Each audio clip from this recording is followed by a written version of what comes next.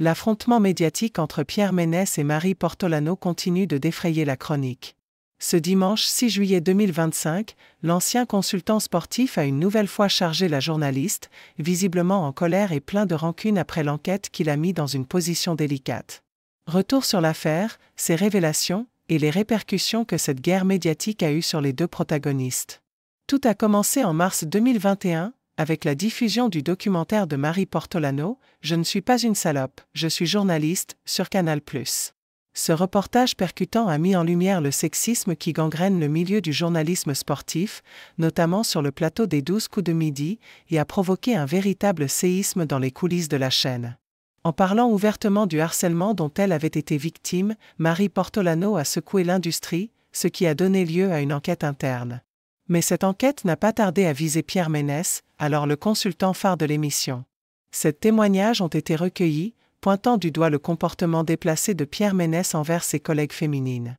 L'affaire a pris une tournure juridique en janvier 2022, lorsque le parquet de Nanterre a ouvert une enquête, à la suite d'un signalement de l'inspection du travail.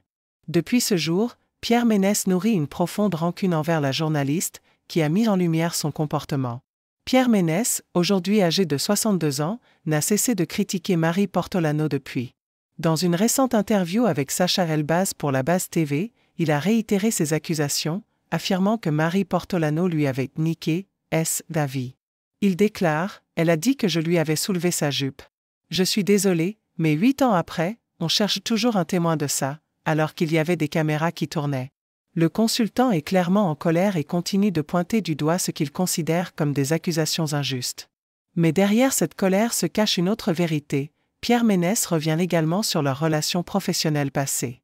Selon lui, Marie Portolano était bien moins compétente que lui dans le domaine du football et dans l'émission. De toute façon, j'étais dominant, forcément, par rapport à Marie dans cette émission, puisque j'étais infiniment plus compétent qu'elle en football, a-t-il lâché dans l'interview.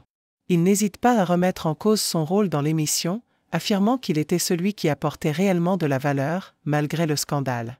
Une autre facette de l'histoire apparaît alors, celle des échanges entre Pierre Ménès et Marie Portolano après l'incident de la jupe, dont la journaliste accuse le consultant.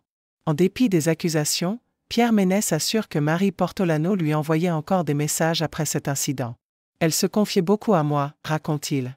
Selon lui, elle aurait continué à lui envoyer des SMS, allant même jusqu'à lui demander des conseils professionnels. « Tu me manques, quand est-ce que tu reviens, est-ce que tu crois que je vais être reconduite l'année prochaine ?» lui aurait-elle écrit.